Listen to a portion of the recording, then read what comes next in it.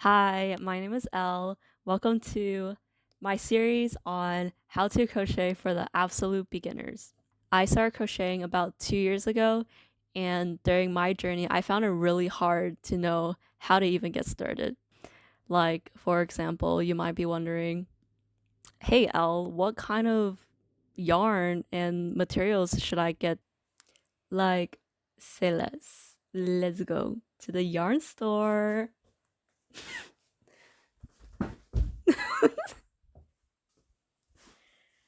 Dude, I hit my leg. Hi, so we're at the yarn section now, and I'm going to show you exactly what kind of yarn you'll need to get started as a beginner. And so you might be wondering, for example, what kind of weight of yarn I should get, what kind of color, and maybe what kind of texture I should get in order to start. So my recommendation is that you want to start with something with weight 4 yarn. So in total there are like weight 1 to 6, weight 1 being the smallest one, so it's like thinner, and weight 6 to maybe even 8, it's like the big chunky one. So for this one, for example, you will see that it's a weight 4 yarn medium. You're good. And I would say that it's best to start off with this kind of yarn because you'll be able to easily find a hook that can go through it easily. Okay, so I'm gonna show you some other options that are good to start off for beginners. So for example, we have white, very light color, and I'll show you the brand really quick of what I'm getting. I would say this was like on the cheaper side. It's very good to start off with. This material, as you can see, it's weight 4 medium, and this is made with acrylic, which is why the yarn is cheaper, and also it's a little durable. And at the end you'll see that it doesn't fray too much compared to other materials such as mohair. So now I'll show you an example of what not to get for your first type of yarn. For example, this one, even though it does say weight 4 yarn, the texture is very frizzy and it's very thin, so it'll be very hard for you to begin learning the basics of crocheting. And for example, this one, again, as you can see, there's a lot of fray, and so when you start looping everything around, it'll be very hard to see where all the different stitches are at. Okay, so as a recap, what did we learn? Well, we want to start off with medium weight 4 yarn. We want to, secondly, get a light color yarn so that you can see the stitches clearly. And thirdly, you want to find the right texture for your yarn, and I would recommend acrylics because it's smoother and also it's made from a cheaper material, so that at the end when you first begin, your materials won't be too expensive to start with. So now that we're done with the yarn section, we can get started with what kind of hooks you should get as a beginner. Now we're at the hook section. Usually it's pretty close to the yarn section, so you should be able to find it at your store too. But when you first come here, you're like, wow, there's a lot of hooks, like which one should I get? Well, first of all, you want to look at which one is a crochet hook. So these two, where you see on this row, they're all for knitting. And if you see more of the one hook where they're not connected, that is the crochet hooks that you should be looking for. And so the second thing that you should know is what kind of size of a hook you should get, and that usually depends on what type of yarn you get. At the back of this yarn, you'll see what kind of hook you should get that will fit the size of the yarn perfectly.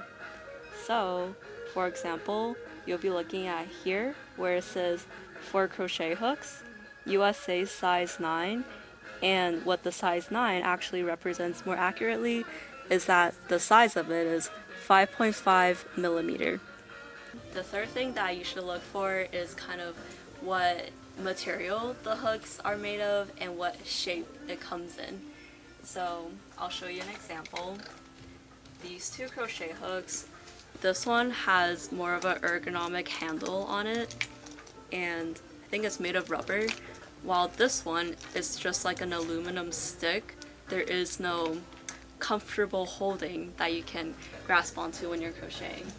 If you want more of a comfortable grip, this is the one that I would recommend. It's very squishy here, pretty big, so you can actually like grip it pretty well. And this is the one that's 5mm, and it'll work perfectly with the weight for yarn that we'll be getting. And if you want to make sure that you have a set, I would recommend this one. It's not too expensive, it's like $6.49, pretty good, and you get a wide selection of all the weights, all the sizes hooks you need. Typically, I would say I never really used these ones. The ones that I use the most would be like size 3 to size 6. The third material that I say will be very important for beginners is what we call a stitch marker. So you should be able to find it right next to the hooks, and if you want to see which one you should get. So when I first started, I got the plastic one, but let me tell you, they break so much, so do not buy the plastic ones. But if you buy, I guess, the more flexible plastic ones, these can last you for a very long time, and it's really good that they have different colors that will come into handy when you need to remember which color represents like what part of the crochet project you want to work on. The fourth material that you should get would be, I think, called a yarn needle. What it's meant for is at the end of the project, if you have a loose yarn hanging out, you want to sew it back into your project so that it looks very clean. So I would say, I think this one would work pretty well. It has different sizes, and at the end is where you can loop it in, loop your yarn in, and sew it back into your project.